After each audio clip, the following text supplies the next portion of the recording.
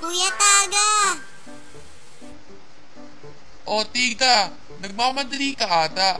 May nakita kang trabaho? Opo, nakita ko sa bulletin board na nangangailangan daw ng unlapi si Aling Maynila at Manghugas. Kaya nagpresenta ako. Eh, pero hindi ba?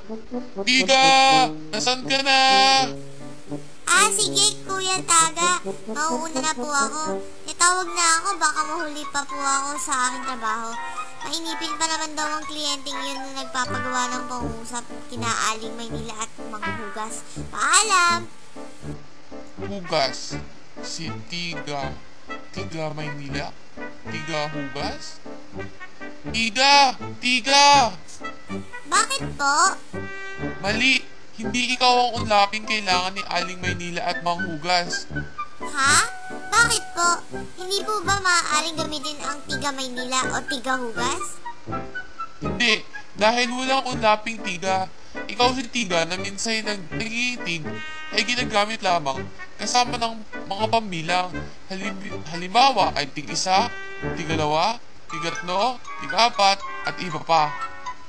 Kung ganon, sino po dapat ang kasama ni Aling Maynila at Manghugas? Ako dapat. Magiging taga Maynila at taga Hugas? Ganun po ba? Tama ang tagahugas, ngunit kapag pangalan ng tangi or proper nouns English ang susundan ko, ay kailangan may kasunod akong gipling. Kung ganon, taga Maynila? Oo, tama. Ganyan ang wastong gamit sa atin. Ah, naintindihan ko na po.